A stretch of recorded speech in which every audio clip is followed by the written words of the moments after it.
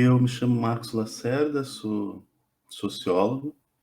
Atualmente estou fazendo pós-doutorado em Sociologia no programa de pós-graduação em Sociologia da Universidade Federal de Pelotas, no Rio Grande do Sul. Bom, eu vou falar um pouco sobre a obra do Foucault no geral, né? E depois vou conversar um pouco a respeito especificamente desse livro e da conferência dele, né? Esse livro Alternativas à Prisão. Então, primeiro vamos falar um pouco sobre a obra. Existe um aspecto fundamental na reflexão do Foucault que diz respeito à dificuldade, no fundo, de se estabelecer um critério mínimo para se afirmar a obra de um determinado autor. Como é que a gente pode definir a obra de um autor? Seja Nietzsche, seja Merleau-Ponty, seja o Lévi-Strauss e, claro, o próprio Foucault. O que faz com que a gente veja uma síntese possível na produção desse autor? Então, esse é um tema importante para o Foucault. Quando a gente pensa na obra do Foucault, a gente pensa nos livros, artigos, conferências, entrevistas, tem também o contexto histórico, há também a biografia pessoal, há o campo intelectual no sentido geral, a produção dos comentadores e os conflitos de interpretação entre os comentadores da obra. Veja, são muitos suportes distintos de produção da obra, né? Escrever um livro, por exemplo, requer um esforço imenso e uma série de precauções metodológicas, né? Você tem a escrita, depois tem a revisão, há o processo da publicação, tem a recepção crítica inicial, nas revistas acadêmicas ou nos jornais. É um suporte específico, né? Escrever um artigo também, embora numa dimensão menor, mas é necessário passar pelo crivo dos pareceristas, ser avaliado, negado ou publicado, né? Tanto livro, eu diria, como artigos, a gente vê no Foucault, quando tem o Foucault do livro ou dos artigos, sempre uma postura mais cautelosa, mais metódica, um cuidado maior em relação à conceituação.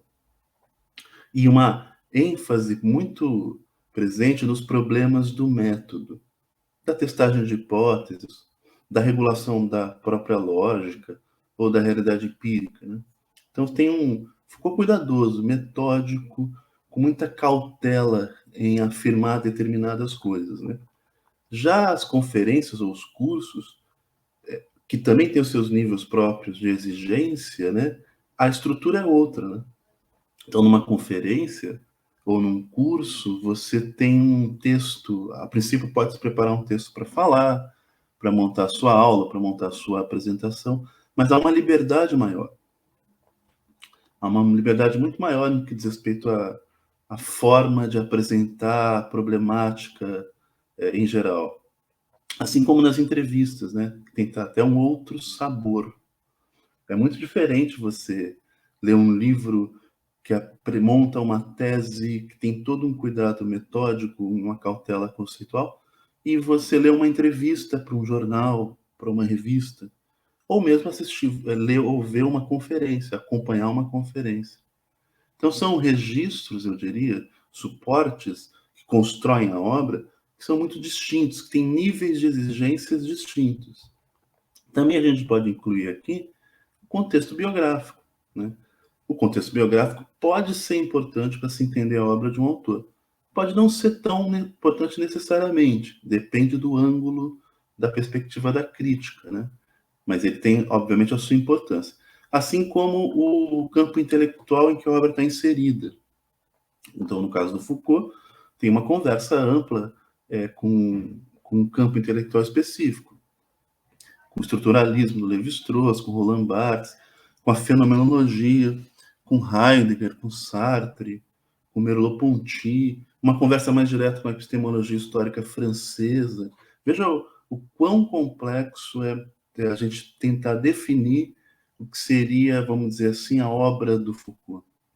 Veja o quanto que ela é construída por elementos muito heterogêneos, esses que eu mencionei: livro, artigo, entrevista, conferência, aula, a crítica dos comentadores, o contexto intelectual em que ela está inserida, a biografia pessoal do próprio autor.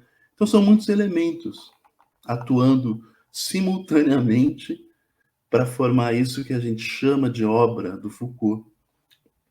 E esse foi um problema muito bem tratado por ele em diferentes momentos da sua produção intelectual e da sua aparição como intelectual público. Então, esse é um primeiro problema fundamental para a nossa discussão. O que seria a obra do Foucault? E é possível, de fato, pressupor a existência de uma obra de um determinado autor, ou todas essas formas de atuação do autor, no fundo, nos impede de pensar uma organicidade prévia, já dada, ou inquestionável. Então, esse é o primeiro aspecto. O segundo aspecto, eu diria que é muito importante ressaltar, é o que passa mais, de fato, pela estrutura formal da conceituação do Foucault. Então, a gente tem esses elementos heterogêneos que fazem parte da construção da obra, né? E que tem seus níveis de exigências diferenciados, né? De um livro para uma conferência, a níveis de exigência distintos. E a gente tem também a estrutura formal da conceituação do autor. Então, quais são os principais conceitos construídos pelo Foucault? Existe um consenso na crítica a respeito desses principais conceitos? Ele mesmo, de fato, se insere em qual linha de pensamento?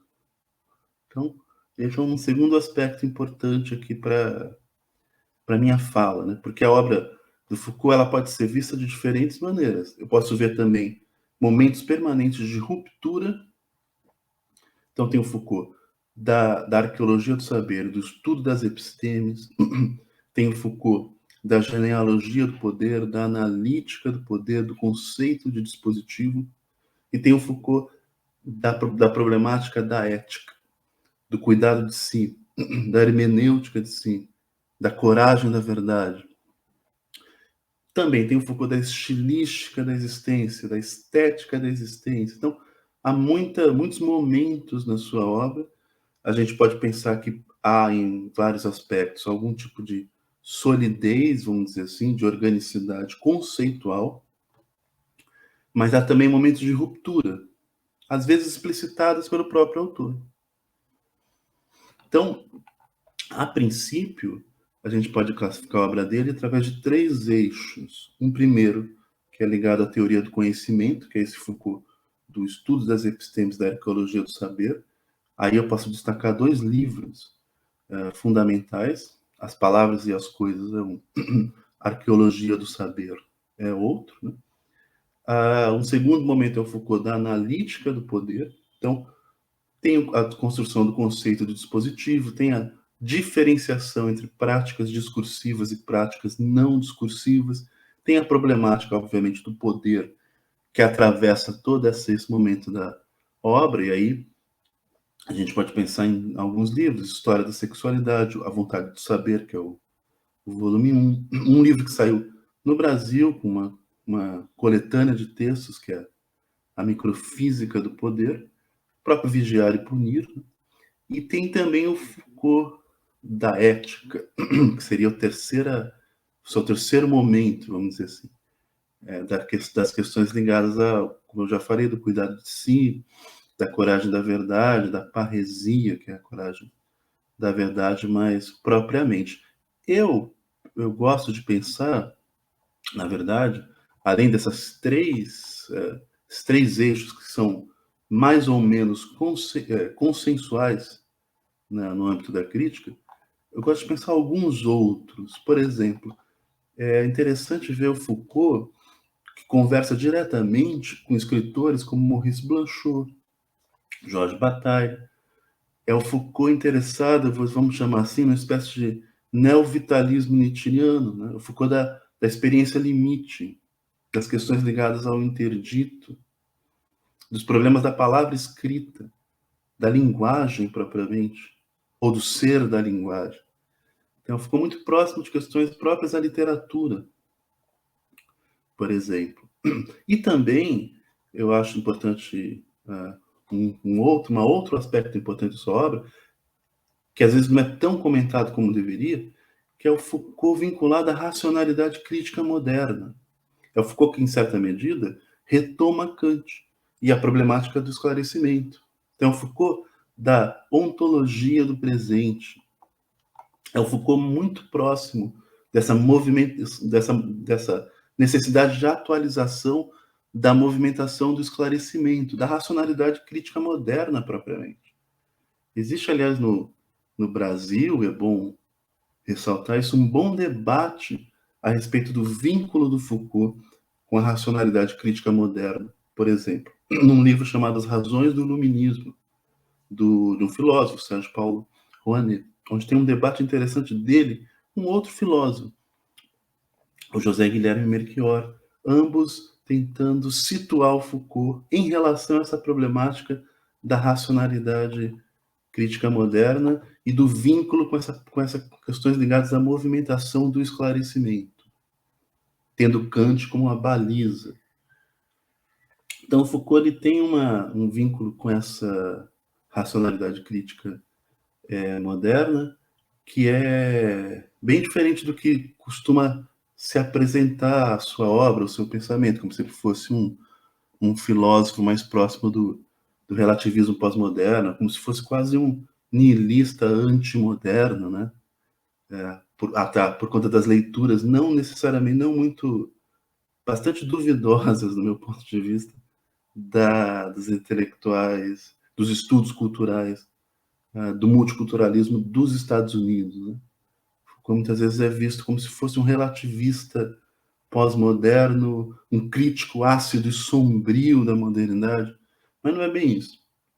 Existe também na obra dele um vínculo direto e um interesse central, eu até diria, em atualizar, vamos dizer assim, a racionalidade crítica moderna e se vincular em vários aspectos à obra de Kant. Então tem esse debate, bom debate brasileiro, entre Sérgio Paulo Rouanet e José Guilherme Melchior, com perspectivas distintas sobre isso. Sérgio Paulo Rouanet vê o Foucault de fato como uma...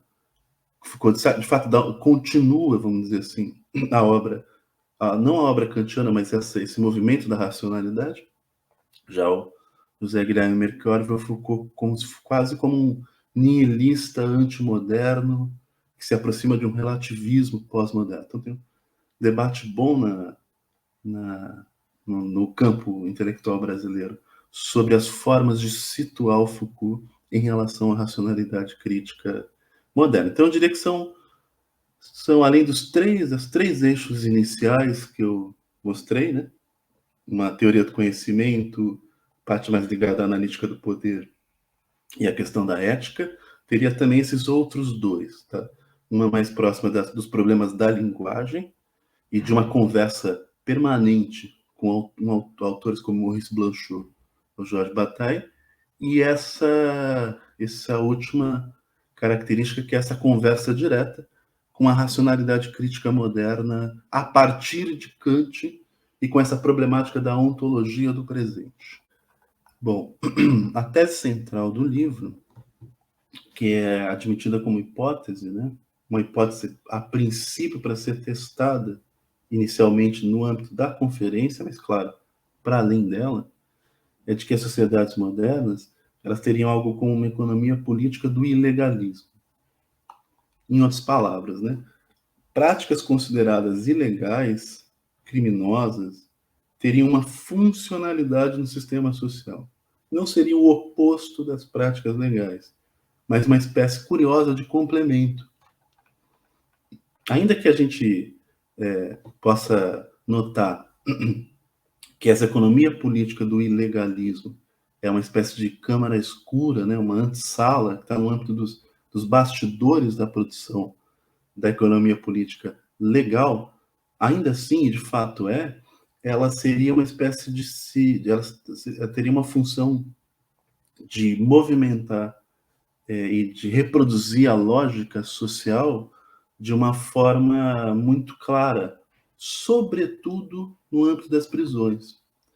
Na perspectiva desse texto, embora existe esse campo de ilegalismos tolerados em várias instituições, na escola, na administração pública, no Estado em geral, ainda assim, é na prisão que ela se apresenta de forma mais clara, mais expressiva. Então, o tema não é propriamente como se pensar alternativas à prisão, a prisão como privação de liberdade, né? No fundo, essas alternativas sempre existiram, em diferentes momentos e de diferentes formas, com diferentes modulações, né? Mas o problema central do texto não é esse. O problema central do texto é explicitar a existência dessa economia política de ilegalismos e tentar mostrar que ela tem uma função estratégica e tática e que ela se modifica em período, dependendo do período histórico. Então, há períodos históricos onde determinadas práticas criminosas são toleradas. Há outros períodos que determinadas práticas criminosas já não são toleradas da mesma maneira. Existe um jogo complexo entre legalidade e ilegalidade que faz parte compõe esse quadro, vamos dizer assim, da construção dessa economia política do ilegalismo. E há também um corte de classe aí importante para ser ressaltado.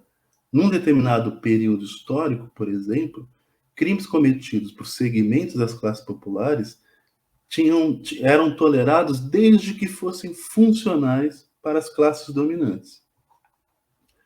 Desde que fossem funcionais para as classes dominantes. Não sendo, a partir do momento que elas passam a não ser mais funcionais para essas classes dominantes, elas passam a ter uma punição mais dura.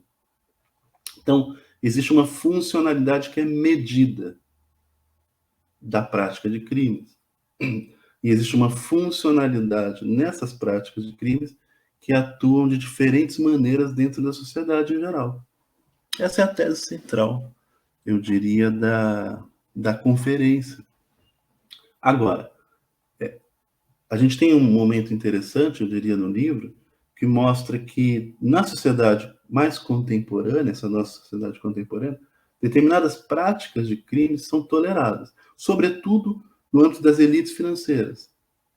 Então, veja, há jogos distintos, variados, modulações dessa economia política do ilegalismo que também atravessam as classes e que atravessa períodos históricos. E o problema central dessa análise do Foucault nessa conferência é mostrar e explicitar as funções, as táticas, a dinâmica, o contexto histórico, as variações históricas da existência dessa economia política do ilegalismo. Aí é o ponto principal, eu diria, desse livro. E a prisão tem um papel central, porque a prisão seria o centro nas sociedades modernas de produção permanente dessa economia política do ilegalismo. O centro, vamos dizer assim, tolerado de ilegalismos, mesmo para funcionar, a prisão para funcionar como tal, como instituição, ela depende dessas práticas desviantes, internas à própria instituição, né? Então, esse é o ponto central. A questão é, eu diria, é possível usar essa tese da problemática da prisão, da existência de uma economia política do ilegalismo, da relação entre essa economia política do ilegalismo com a economia política legal, das variações históricas do jogo entre essas duas dimensões da sociedade, para criar teses generalizantes sobre a modernidade? É possível dizer, por exemplo, que a tensão entre legalidade e ilegalidade, com jogos de tolerância para práticas criminosas que dependem de períodos históricos e relações distintas de classe, é possível usar esse tipo de tese para se pensar, para se construir uma crítica da modernidade de fundo generalizante? Em outras palavras, tanto a temática dessa conferência, quanto questões ligadas a um livro como Vigiar e Punir, quanto a próprio conceito ou modelo do panóptico, ou o conceito de poder disciplinar, que faz parte desse mesmo arcabouço, servem para nos apresentar o que seria uma teoria crítica da modernidade, a partir, obviamente, da obra do Foucault, ou não. Ou a obra do Foucault não necessariamente nos permite estender ou construir essas generalizações a partir de determinados exemplos. Como que apresenta essa própria conferência? Será que o Foucault está se propondo a construir, a partir do exemplo da prisão, a partir da tese da economia política do ilegalismo de sua funcionalidade no sistema? Será que a partir daí o Foucault está tentando construir uma teoria crítica da modernidade generalizante? Ou não? Está apenas apresentando um aspecto possível que a gente deve pensar, pode refletir, pode ser interessante, pode ter ou não validade heurística para uma análise de aspectos da sociedade moderna, ou pelo contrário, é uma tese geral. Bom, geralmente usa-se essas análises do Foucault como se fossem esforços de construção de uma teoria crítica da modernidade generalizante. Eu acho problemático, porque é o próprio Foucault quem diz em determinados momentos da sua obra que tanto a discussão sobre o poder disciplinar quanto o uso da ideia do modelo do panóptico, que portanto conversa diretamente com essas questões ligadas à prisão, não devem ser vistos como exemplos generalizantes, como se fossem teses e teorias críticas da modernidade.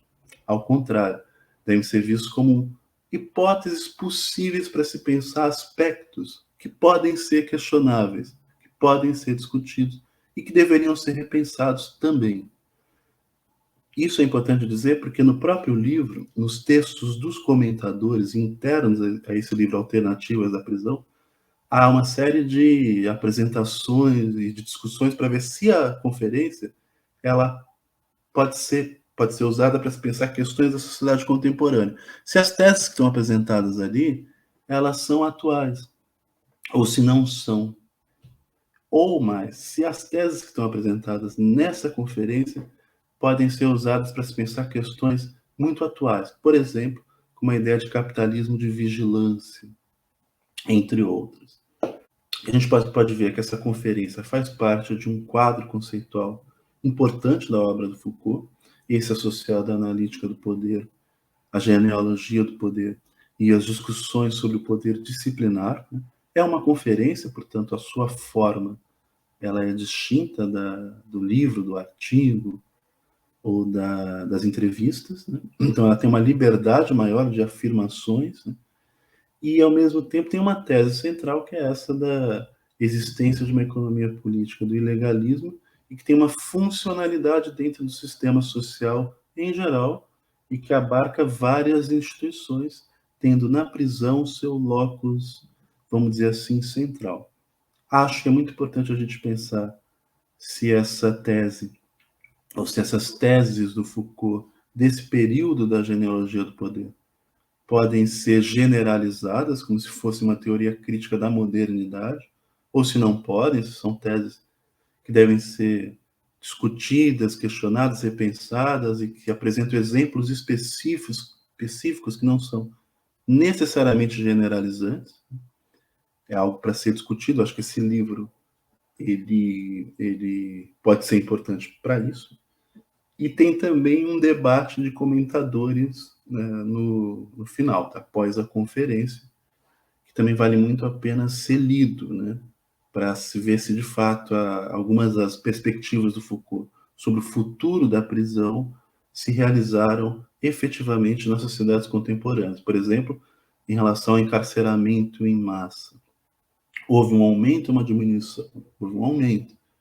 A conferência, em certa medida, pressupõe a possibilidade de haver um processo amplo de diminuição do encarceramento em massa. Não foi o que aconteceu nas sociedades contemporâneas. Então, isso é interessante também a gente ressaltar em relação a esse livro.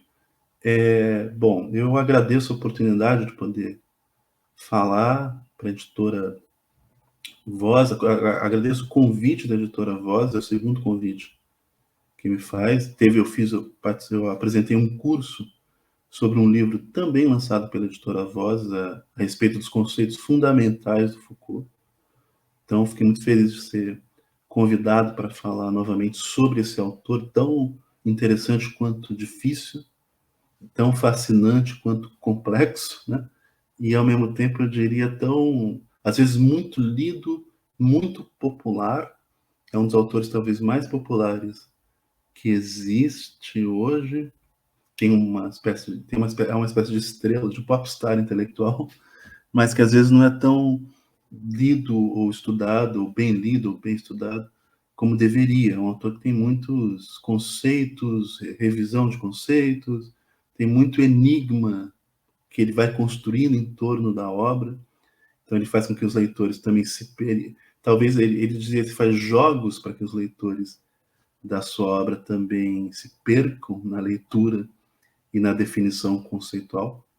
Mas é um dos melhores autores, um dos autores mais interessantes da filosofia, eu diria que não só da filosofia, mas do pensamento no século XX. Então é sempre muito bom poder falar sobre esse autor, e eu agradeço muito o espaço generoso da editora Vozes e o convite. Muito obrigado.